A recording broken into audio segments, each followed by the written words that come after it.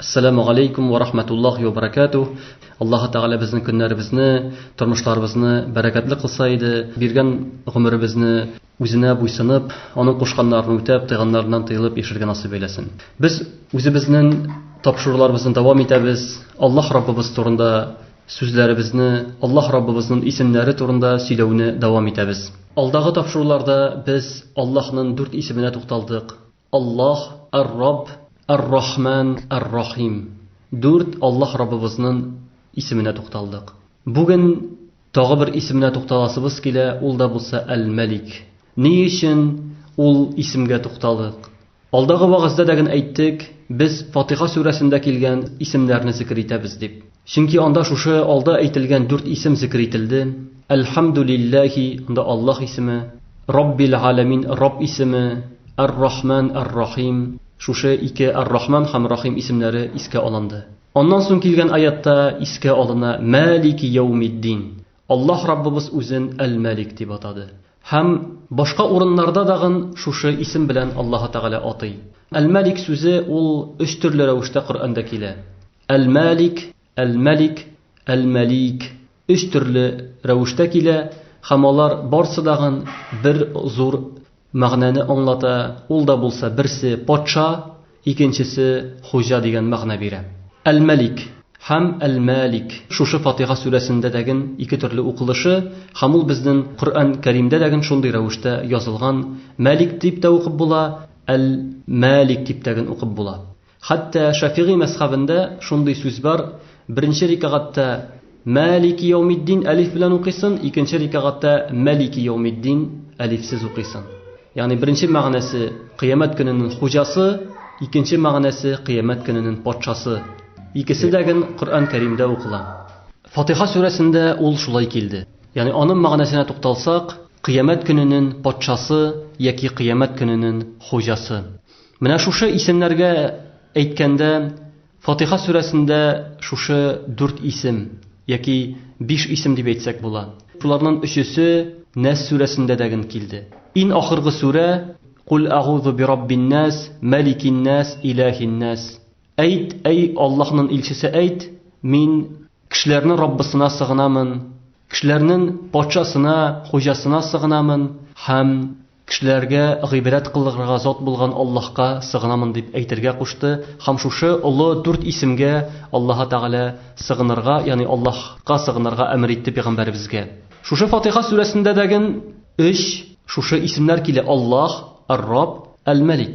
Ham g'olimlar ayta, mana shusha 3 ism o'z ishini Allohning butun ma'nolarini olgan. Chunki ul Alloh, ul g'ibodat qilirga loyiqli zot degan ma'no beradi. Ar-Robb butun alamlarning xo'jasi. Alamlar degan so'z qo'y bir kishilar onlay alamlar deb, mana galaktikalar deb onlay. Lekin arab tilindagi tub ma'nosi ul tugil. Arab tilida alam degan so'z har bir turkumga aytiladi. Kishi alami, hayvon alami, o'simlik alami, toshlar alami, bular barsi dag'in alam deb ataladi. Shunga ko'ra biz Allohni Robbul alamin deb aytgach, butun alamlarning xo'jasi, ya'ni butun bor bo'lgan ayberning xo'jasi degan. Ham bu endi galaktikalar, ham yulduzlar, quyosh, oylar, ular endi shunda kiralar. U o'zi bir ayrim alam bo'lib turadi. Ham shulay yo'q, Malik, podsha. Bu alamning podshasi. Ham Alloh Rabbimiz Fatiha surasida xoslab aytdi, qiyomat kunining podshasi, qiyomat kunining xo'jasi. Mana shusha ismga ko'proq hozir to'xtalasiz kela. Al-Malik ham Al-Malik, Al-Malik nindi ma'no beradi? Bizning mana oldiga aytilgan so'zlari bizdan anglashildi, podshalik ham xo'ja degan ma'no beradi. Lekin bunda so'rovtuva qo'ysasi ulroq, qo'ysasi kengroq ma'no beradi. G'olimlar 2 turli fikrga bo'lindilar. Qo'ybirlar aytdi, podsha degan ma'no kuchliroq ma'no beradi. Chunki podsha ul butun elning podshasi.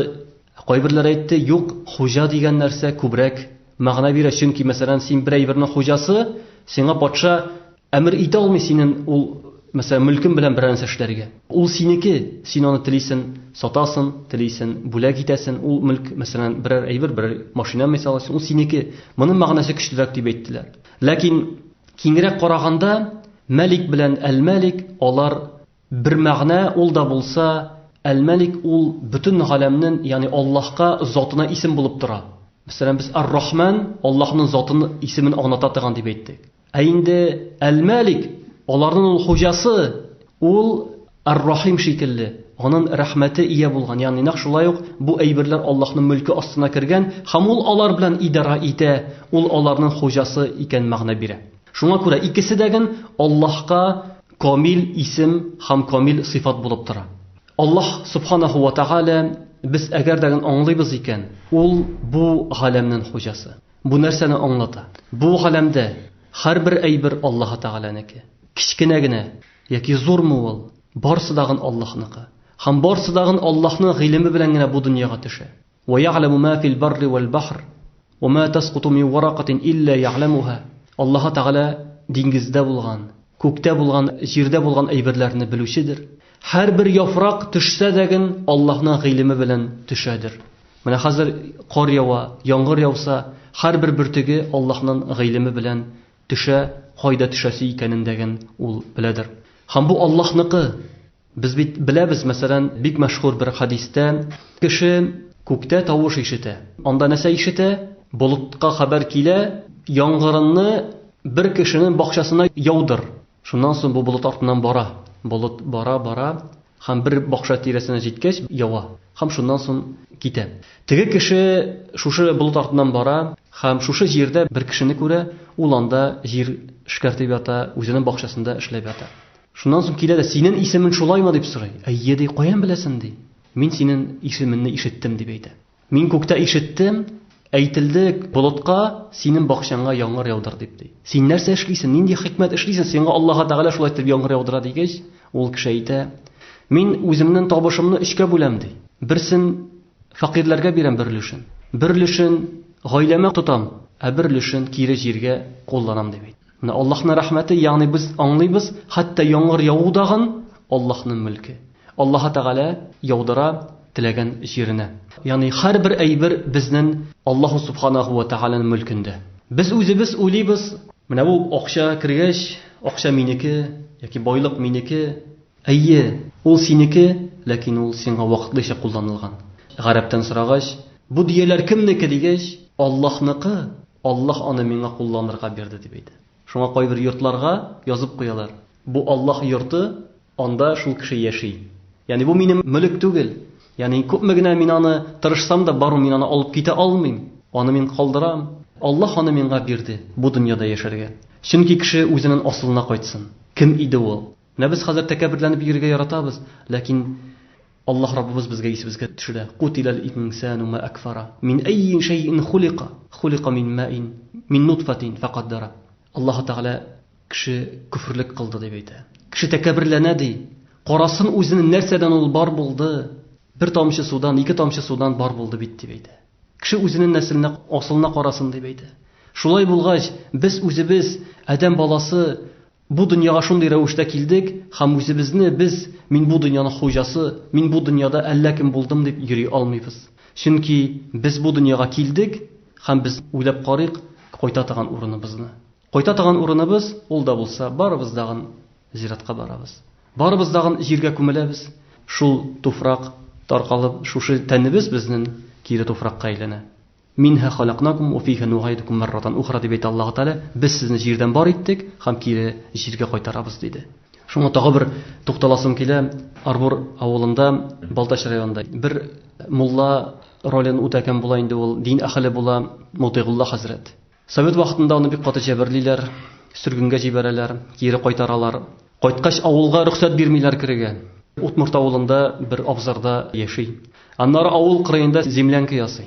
Җиргә куышлык ясап, землянка ясап яши. Кайбер кешеләр аннан сорый торган булалар. Эй Мутыйгулла абзый, авыр түгелме соң шундый җирдә яшәргә дигәч? Эй җәмәгать дип әйтә торган була. Әле бу йортымның тәрәзәсе бар, әле тәрәзәсез җиргә керәсе бар, ягъни кабергә керәсебез бар. Шуның турында кайгырга кирәк дип әйтә торган була. Бу кеше чынлап тагын диндар кеше булган, фикерләүчән, уйлаучан булган. Мин инде беттем дип түгел, барасы җиребез, шуңар әзерләнергә кирәк дип уйлана торган булган. Һәм менә бу һәр тәкәбберләнгән кешегә бер мисал. Бу дөньяда син кем генә булма, күпме генә тәкәбберләнмә, син барыбер тауларны уза алмыйсың. Аллаһ Тәгалә "Валан таблугал җибала тула" диде. Син тәкәбберләнмә, тауның биеклегенә барыбер җитә алмыйсың дип әйтә. Күпме генә тәкәбберләнсәң, Аллаһ бу дөньяда бар итте зуррак мәхлукатларны, алар биегрәк синнән, барбыр алар синнән алырак. Әйе, без үзебезнең Аллаһ биргән зиһенебез белән, Аллаһ биргән акылыбыз белән төрле ачышлар ясыйбыз, җайланмалар ясыйбыз үзебезгә яшәргә, ләкин булар бит үзебездән түгел. Аллаһ биргән нигъмәт. Әгәр дә Аллаһ Тәгалә акылыңны алса, сәламәтлегеңне алса, бер кая дагын бара алмыйсың. Шуңа күрә безгә бирелгән сәламәтлек тәген ул Аллаһныкы. Ул Аллаһның мөлке. Шуңа галимнәр әйттеләр, канны, мәсәлән, без бит инде донорство дип әйтәбез. Канны бирергә ярый, ләкин сатырга ярамый. Чөнки синеке түгел ул. Син үзеңнең булмаган әйберне ничек сатасың? Син кешегә ярдәм итәм дип кан бушка бирә аласың, ләкин сатырга харам. Сатырга ярамый, чөнки синеке түгел ул. Аны сиңа Аллаһ бирде. Шулай ук агъзалар яки башка кешегә утырту. Монда инде галимнәр дә шарт итеп куйдылар, кешегә зыян китермәсә.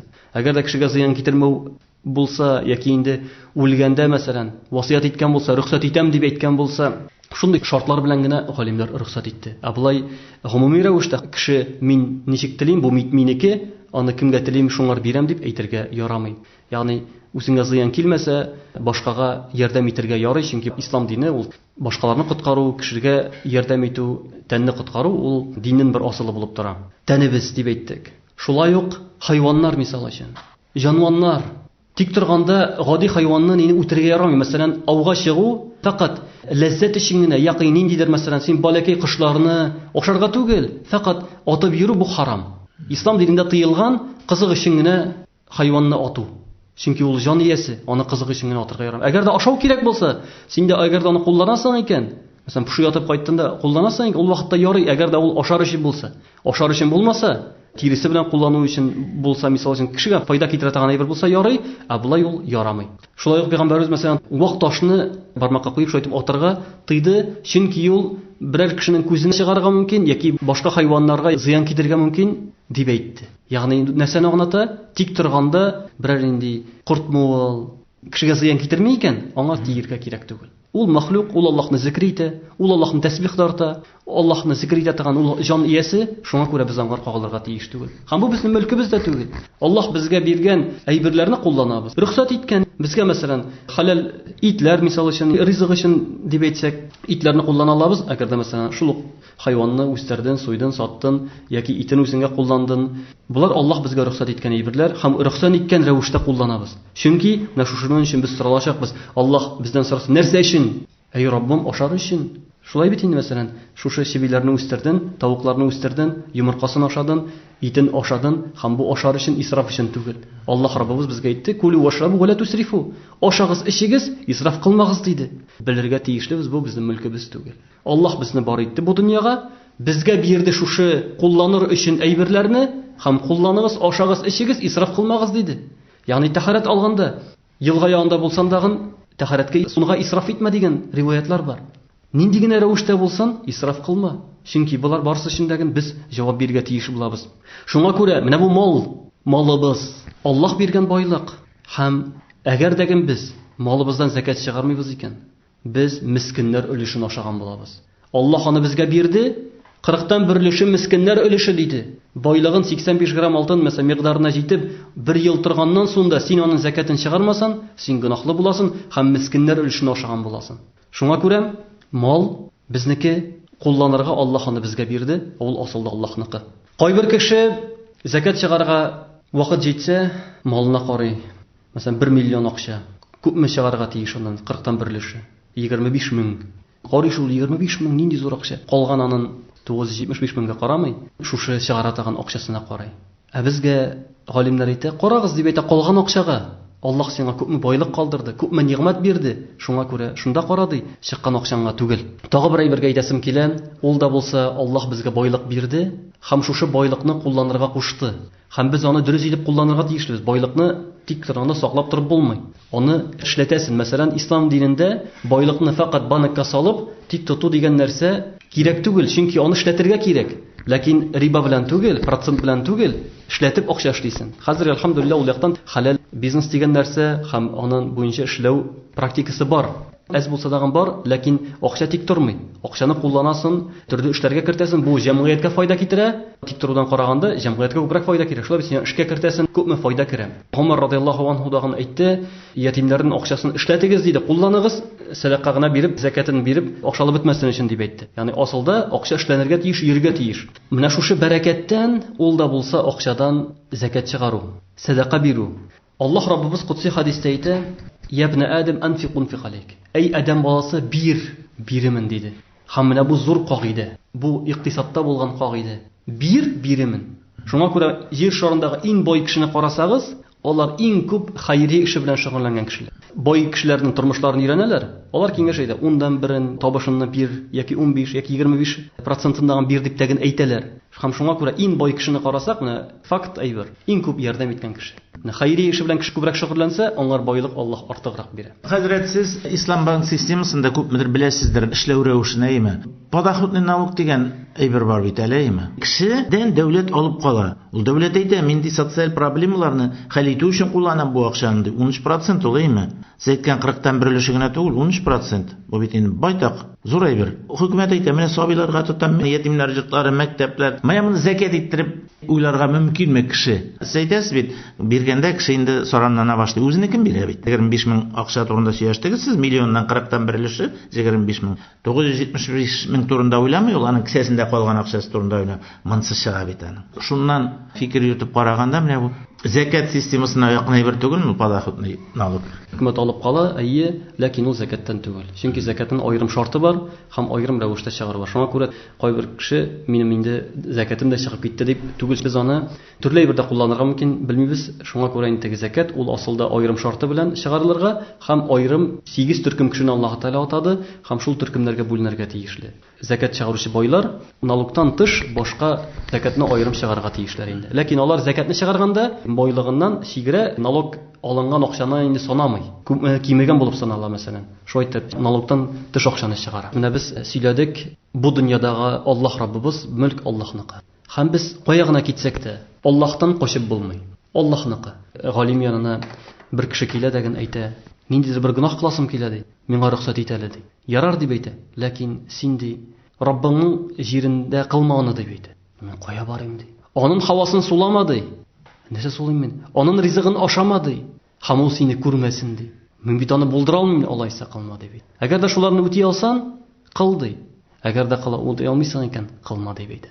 Теге кеше аңладым дип китеп бара. Без Аллаһныкы, безнең тәнебез Аллаһныкы, җаныбыз Аллаһ безгә аны бирде һәм кире кайтарып ала. Алла тагын һәм ул Аллаһка кайтачак.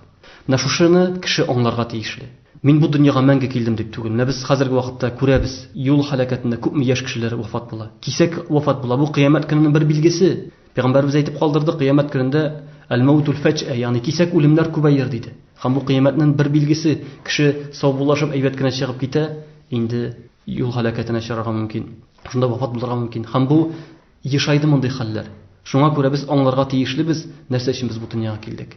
Нәрсә өчен без бу дөньяда яшибез? Нәрсә алып китә алабыз? Без бер нәрсә дәгән алып китә алмыйбыз. Менә сез әйттегез, һәр вакыт кешене көтә шушындый үкенечле хәлләр дип әйме. Беребез дә белми. Күпчелегебез машинада йөри, күпчелегебез җәяү йөри. Машиналар әнә күпме кешеләрнең тормышларын алып китә.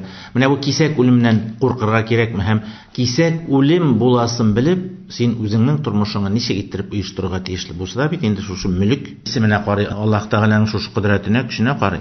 Асылда галимнәр арасында шундый сүз бар. Кайсы хәерле? Кисәк үлем хәерлеме яки авыртып үлү хәерлеме? Галимнәр әйтте, әгәр дә кеше диндар булса, тақва булса, mesela намазын башкара, һәр вакытта бөтен әҗетләре түләнгән, васыятлары язылган, ул кешегә кисәк үлеп китсә дә куркыныч түгел диләр. Чөнки ул кеше әзер. Ә күпчелек кеше кисәк үлем ул хәерле түгел. Чөнки тәүбә итәргә мәсәлән кеше авыртып китте, инде уйланырга вакыт башына бәрә. Үләм бит инде. Тәүбәсен итә, васыятын әйтеп калдыра. Бәлки кайбер малыннан садака дәгән бирүе мөмкин. Ягъни изгелекләр эшләп калый ала хәтта, чөнки Аллаһ Раббыбыз бездән әле җаныбыз чыкканча тәүбә ишеге ябылмаган. Мөмкинчелек тәүбә итәргә. Кайбер кеше уйларга мөмкин, авырып үлгәч бу инде газапланып үлә дип. Юк, Аллаһ паклый кешене. Ягъни безнең дин карашы буенча, әгәр дәгән кеше авырып үлә икән, Аллаһның бу паклавы. Чөнки бу дөньядагы авырлык җиңелрәк ахираттан караганда. Шуңа күрә Аллаһ Тәгалә аны паклый. Шуның өчен менә бу кисәк үлем ул яшь кешегә әйбәт түгел инде. Чөнки кеше әзер түгел андый әйбергә. Әле яшьлек вакытында гөнаһдаган күп һәм башкасы, шуңа күрә кеше аңар әзер булырга тиеш. Без ни өчен аны әйтәбез? Савап җыеп өлгерергә тиешме Аллаһ Тәгаләнең рәхмәтенә ирешер өчен. Савап җыеп өлгерергә, кызганычка каршы күпчелек кеше бит аңар әзер түгел. Һәм шуңа күрә менә бу инде безгә бер гыйбрәт, белмисең кайчан Аллаһ сине алып китә. Мәсәлән, кайбер кеше әйтә, пенсияга чыккач намаз укырмын. Кем сиңа гарантия бирә, син пенсияга хәлек яшисең? Кем бирә? Бер кеше дәгән бит әйтә алмый. Әйе, кайбер кешеләргә Аллаһ Тәгалә гомер бирә, ләкин шул ук кешеләр пенсия яшенә җиткәч, хәтерем начар, күзем начар күрә, ятлый алмыйм һәм башка төрле сәбәпләр табалар. Хәзер мәсәлән машинада йөртүчеләр күбәйде. Нишлиләр? Өйрәнәләр, укыйлар, акчасын дагын түләп укыйлар, өйрәнәләр. Ахиратыбыз өчен, Аллаһ Раббыбызга барыр өчен кеше бер нәрсә әзерләнми. Һәм менә бу бик зур әйбер ул да булса ялкаулык. Ялкаулык һәм гафиллек. Ялкаулык кешене бетерә.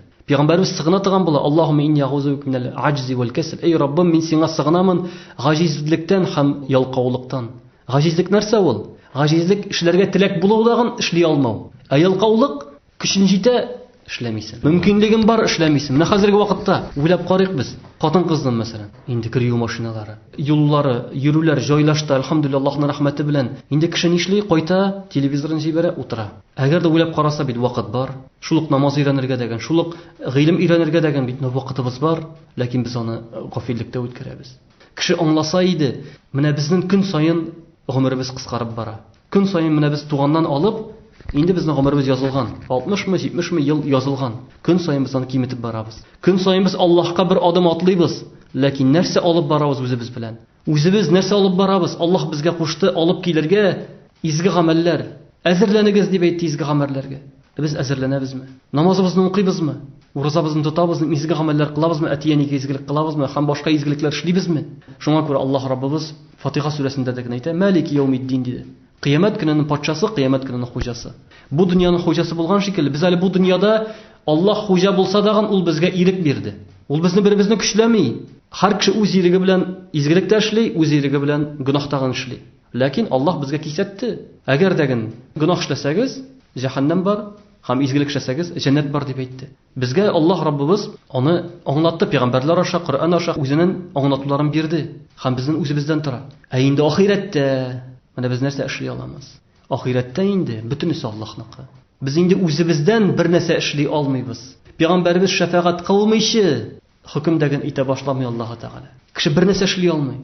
Фәлә тәсмәгу ләһум һәмсә дип әйтә Аллаһ Тәгалә. Ягъни сез аларга шыпырт тавышында ишетмәссез, ягъни бер тавышта ишетелмәс дип әйтә. Бөтен кеше куркуда Аллаһ ничек хөкем итер, шуның белән куркып торырлар дип әйтә. Һәм менә монда инде бөтен нәрсә Аллаһныкы. Шәфәгать тәгән Аллаһныкы. Кул лиллаһи шәфәгату җәмига. Бөтен шәфәгать Аллаһныкы. Аллаһ Тәгаләне кайбер кешеләргә бирәчәк. Пәйгамбәрләренә, фәрештәләргә, кайбер изге кешеләргә бирәчәк. Шәфәгать кылу башкалар каршында күрсәтер өчен, кара булар нинди изге кешеләр икән күрсәтер өчен. Җәннәткә кертүдәген, җәһәннәмгә кертүдәген Аллаһ кулында. Менә бу кыямәт көненең патшасы Аллаһ Субханаһу ва Тәгалә бер үзе. Һәм без менә шушыңар әзерләнергә тиешлебез. Кыямәт көненә баргач, бер галим әйтә бит: "Син беләсең" дип әйтә. Менә син күпме гомерең бар, син аны бетерәсең. Һәм син үләчәксең. Үлгәч тереләчәксең. Терелгәч соралачаксың. Шушы сорауга җавап әзерлә, һәм җавабың дөрес булсын дип әйтә. Менә шуны аңларга тиеш. Менә безнең хәзерге мәсәлән имтиханнар бар бит инде. 11-не бетергәндә балаларны әзерлиләр шуңар. Хәзер инде мәктәпнең 1-нче класстан алып тестирование белән инде балаларны шушындый рәвешкә имтиханга әзерлиләр, шулай бит. Дәүләт имтиханы булса. Дәүләт имтиханы ие. Ләкин бала 1-нче класстан әзерләнеп килә. Чөнки 11-нче классны бетергәндә шушы дәүләт имтиханын бирәсе бар. Исламдагы шушыңар әзерләнә. Пәйгамбәрбез 7 яшьтә тиккә генә кушмады балаларны 7 яшьтә намазга өйрәтегез дип. Баланы 7 яшьтә намазга өйрәтсәң, ул көн саен намаз укый, балиг булганда аңлар инде намаз гадәти бер хәлгә керә. Һәм ул гомер буе иншалла Аллаһта курку булса күңелендә, ул намазны калдырмаячак. Уразага да гына шулай ук җайлап кына ияләндерәсен, ул шуңар ияләнсә, ул аны калдырмаячак. Ягъни динебез дә шулай килде. Диннең аслын аңлап бетермәгән кешеләр менә шуны аңларга тиеш бит. Сезнең әйткән сүзләрдән намазда булу, сез әйтәсез, балиг булганда инде ул намазны жаттан белә. Монда төп Мәсьәлә намазны бөтен нишкәлекләре белән белү, ураза тоту гына түгел. Намазда булган кеше, уразада булган кеше, уразалы кеше, ул инде иң мөһиме начарлык эшләми бит. Матур иттереп яшәргә тырыша, әти-әнисенә начарлык эшләми. Харис хәзрәт әйтмешли, шулганчтагыларга карата мөнәсәбәте җылы, әйбәт, матур була, сак була, башкаларны хөрмәтләргә өйрәнә. Менә шуны аңларга кирәк. Намаз дигәндә ул теге җатладың да башыңны җиргә ора Алладан сорап утырмадың, син яхшы кеше булырга тырышасың. Аллаһның исемнәре турында сөйлибез бит. Аллаһ исеме Габ, өйрәтүче, тәрбия кылучы дигәйме, Ар-Рахим, Ар-Рахман. Менә бөтенсе бит ул кешенең холкын тәрбияли торган, аны тормышка әзерли торган. Һәм димәк, менә сезнең сүзләрегезгә ияреп әйткәндә, ахирәткә әзерли торган сыйфатлары бит бу кешенең. Менә шуны аңлар өчен, әгәр дә сезнең исемнәрегез шундый икән, Габдуррахим, Габдуррахман, Габдуллах, Габдулкәрим, Габдулмәлик, яки Мәлик диләр инде хәзер, Габдулмәлик бит инде улаймы. Димәк, син телисеңме, теләмисеңме, инде шушы сыйфатлар турында уйлана башлыйсың. Башкаларда шул сыйфатларны күрергә телисең икән, син аны иңелек үзеңдә тәрбияли башлыйсың. Сез шушы вәгазьләрегез белән Аллаһ Тәгаләнең исемен кемдер уйларга мөмкин, нәрсәгә җатлап утырганы. Билгеле 99 исем бар, менә Коръән-ни Кәрим аркылы беләбез инде. Ул турында китаплар бар хәзер, Аллаһ Тәгаләнең бөек исемнәре дигән 99 исеме турында. Һәрберсендә бит Коръән-ни Кәримдә язылган, һәрберсендә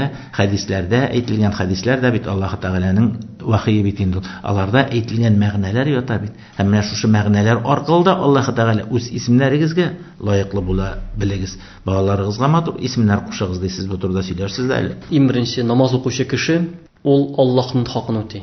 Аллаһ хакын үтәгән кеше ул инде башкалар хакында гына үтәячәк. Чөнки анда инде курку булачак. Ул мәсәлән урларга ярамаганны белә. Әти-әнигә кычкырырга ярамаганны белә. Күрше хакын икәнен аңларга тиеш. Туганнар хакын, туганнар мөнәсәбәтен сакларга тиеш. Һәм башка, мәсәлән, мин аны күп вагазларымда әйтәм, Аллаһ Раббыбыз әйтә: "Инналлаһу юхиббул мухсинин." Аллаһ Тәгалә ярата ихсан кылучыларны. Ихсан нәрсә ул? Бер әйберне җиренә җиткереп эшләү, изгелек эшләү. Һәм кеше галимнәр әйтте, ике ихсан кылырга тиеш диде. Беренчесе Аллаһка карата гыйбадәттә, икенчесе Аллаһның бәндәләренә карата, кешеләргә карата. Һәм башка мәхлукат, ягъни башка бар иткән әйберләргә карата изгелек эшләргә тиеш дип. Әгәр дә кеше шушы икешен үтәсә, ул мухсин була, һәм аны Аллаһ ярата. Ләкин кызганычка каршы, күп кеше динне фақат нине генә аңлый. Намаз, ураза, закат, һәм бу кирәк, һәм бу диннән асылы багынасы, бу иң мөһим әйбере. Ләкин әле моның белән генә әле кешенең камиллеге булмый. Ягъни кеше безнең 3 мәртәбә дип әйтелә мәсәлән. Ислам, иман, ихсан. Мусульман дәрәҗәсе, мөмин дәрәҗәсе, мухсин дәрәҗәсе.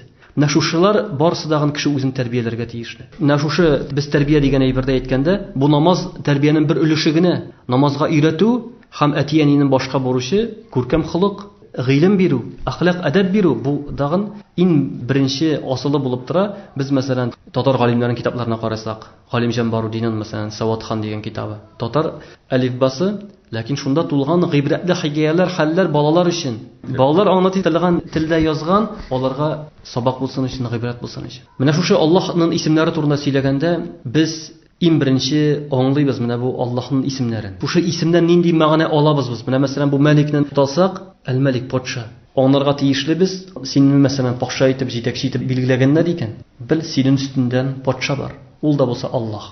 Һәм Аллаһ Раббыбыз безгә мәрхәмәтле булган шикелле, син дә мәрхәмәтле бул үзеннең астында булган кешеләргә. Һәм шулай ук без аңлыйбыз, кыямәт көненең патшасы Аллаһ Тәгалә. Һәм Аллаһ да зулымлык кылмый. Ягъни синең кылган изгелегең бу дөньяда ул югалмый. Һәм кылган начарлыгын дагын тәүбә итмәсә югалмый, Аллаһ каршына аның өчен җавап бирәсен бар. Ләкин шул ук вакытта әгәр дә хата кылсаң, гынах кылсаң, Аллаһ гафу итүче, тәүбә итүче. Исеменә карап, җисеме дип әйтелә бездә. Һәм Пәйгамбәрбез саллаллаһу алейхи ва саллям дигән әйтә торган була, мәсәлән, начар исемнәрне үзгәртә торган була. Хәтта берәр кешене җибәрәсе булганда, берәр вазифа белән исемен сорый торган була. Әгәр дә ямсыз исемле булса, җибәрми торган була. Мәсәлән, аның нар, ут, харб исеме, мәсәлән, сугыш, шундый исемне килә, юк утыр, Наҗах мәсәлән, уңыш мәгънәсе дип бар, җибәрә шуны. Ягъни исемнәргә Пәйгамбәрбез саллаллаһу алейхи ва саллям бу теге ырым түгел. Ырым дигән нәрсә бармы? Ырым ул менә песи чыгып китте, инде кире кайтасың. Бу харам. Ислам динендә андый әйбер юк. Бу дөнья белән идарә итүче Аллаһ Тәгалә, Аллаһ язган әйбер була, язмаган әйбер булмый. Ягъни псигә буш чиләккә карарга ярамый. Буш чиләкле хатынны күрде, кире өйгә кирип онытып калдыргансың икән, кире кайтырга ярамый яки нәрсә. Булар бөтенесе дә ырым. Кешем Аллаһка тәвәккәлләргә тиеш. Шуңа күрә без өйдән чыкканда бисмиллаһи тәвәккәлту галаллаһ, ла хаула ва ла куввата илля биллаһ дип әйтәбез. Эй Раббым, сиңа тәвәккәлләдем, синнән башка бер хәлдән икенче хәлгә үзгәртүче зат юк, син генә Аллаһ сиңа тәвәккәлләнеп, кеше өйнән чыгып китә. Төрле ырымнар ислам динендә ярамый. Ләкин пәйгамбәребез тәфәүлне яраткан. Тәфәүл нәрсә ул?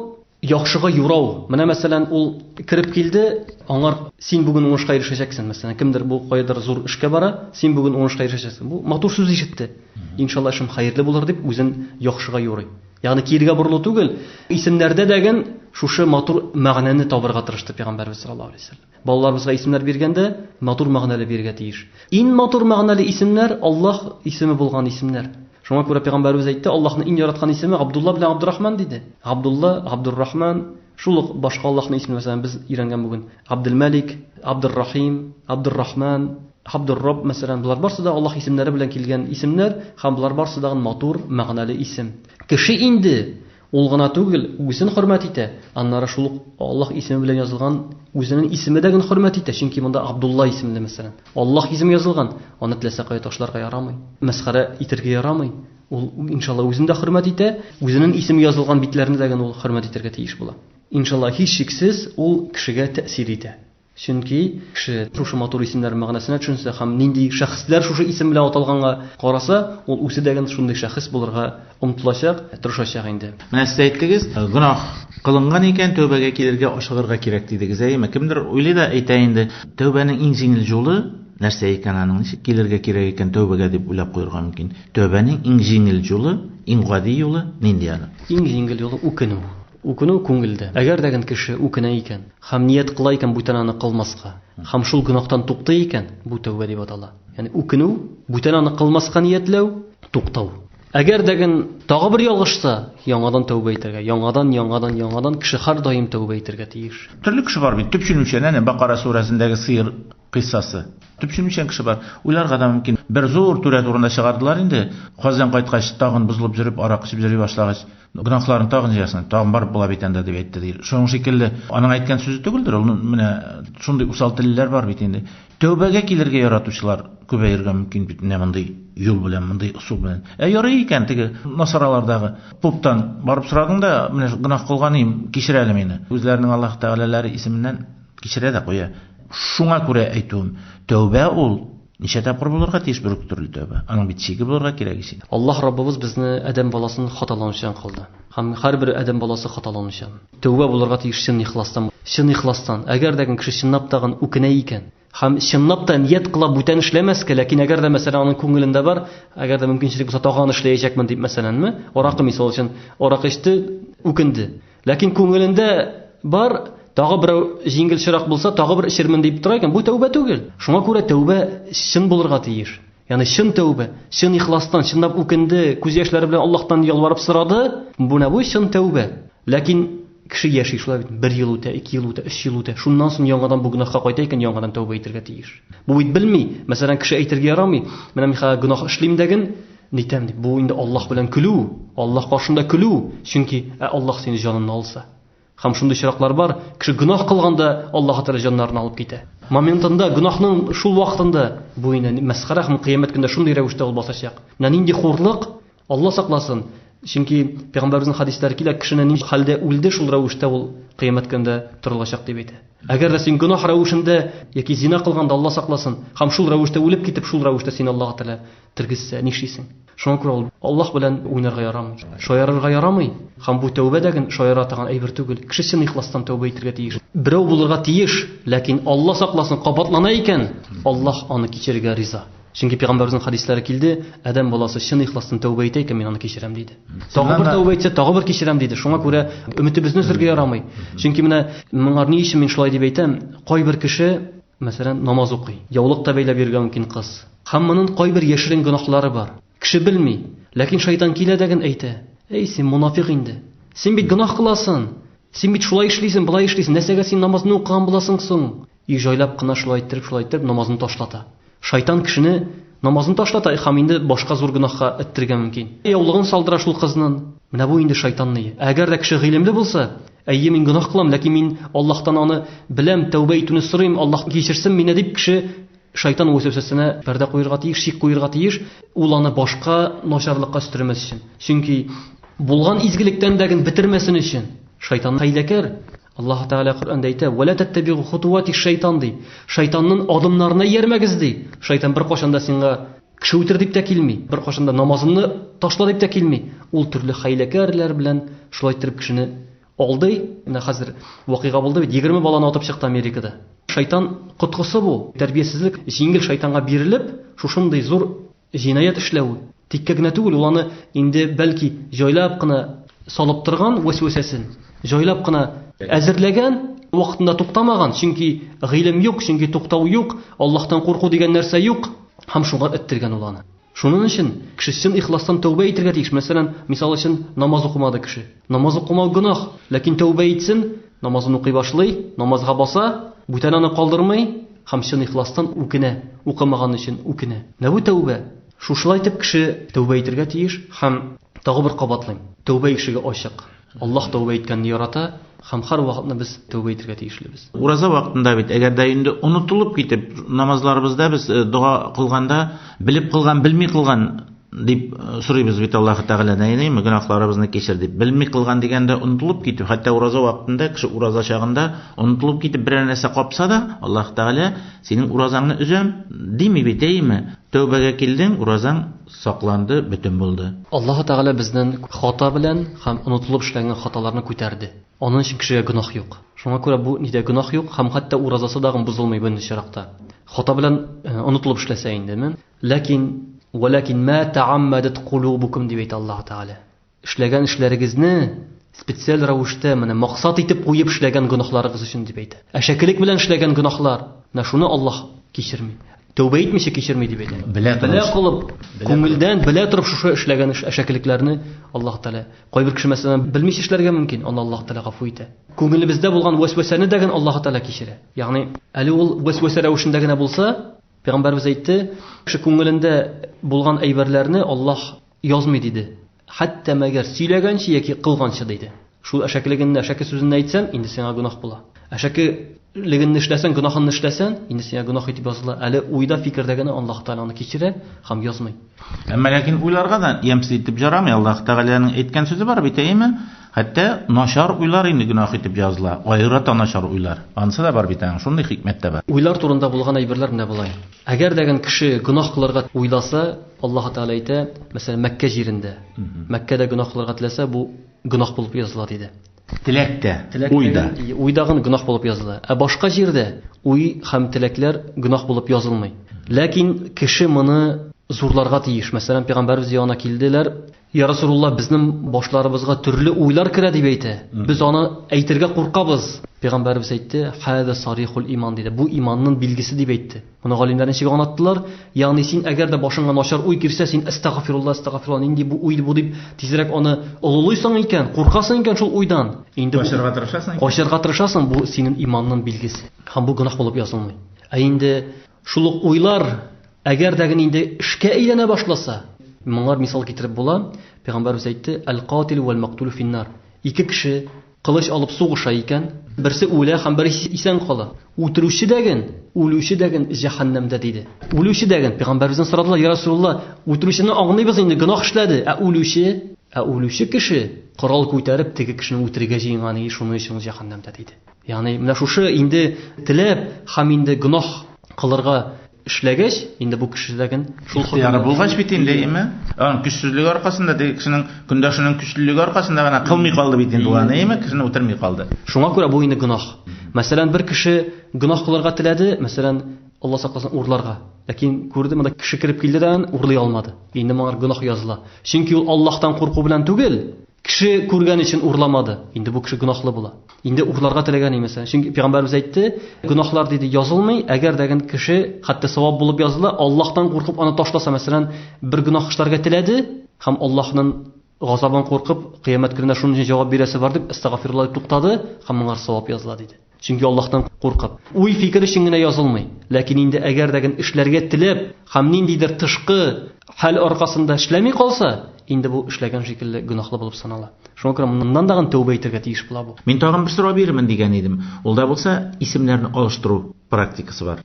Исемнәрне алыштыру, әтиләр, әниләр кушкан, бабайлар кушкан исемнәр бар. Шул исемнәрне алыштыру ни дәрәҗәдә хәерле, аларны ничек иттереп алыштырырга кирәк, аларны кайда алыштырырга кирәк, кайсы очракларда алыштырырга кирәк. Ракыйба бу киңрәк мәсьәлә. Шуңа күрә без аны киләсе тапшыруның башына калдырыйк, Алла бирсә. Исем кушуның максаты, исем кушкач, мәсәлән, ямсыз булса алыштыру хөкемнәре, һәм нинди вакытта алыштырырга кирәк, яки алыштырырга кирәк түгелме, яки шул ук вакытта, мәсәлән, Аллаһның исемнәре, кайбер вакытта Рахман дип кенә, мәсәлән, исем кушалар, теге Абдуррахманнан тыш, кайбер исемнәр ярамый. Шуның турында иншалла киләсе тапшыруда Алла бирсә киңрәк сөйләрбез һәм яңа исемнәрне дә дәвам итербез. Бүген шушының белән тамамлыйк. Аллаһ Раббыбыз безгә сөйләгән сүзләребездә бәрәкәтле кылса иде, һәм кешеләрнең күңелләренә ирешеп, шушыннан файдалы гыйлемнәр алсалар иде, һәм иң беренче чиратта үзебез булган гыйлемнәр белән файдаланып, Аллаһ Раббыбызга гыйбадәт кылып, аның кушканнарын үтәп, тыйганнарыннан тыелып яшәргә насыйп эйләсен, һәм безнең илләребезгә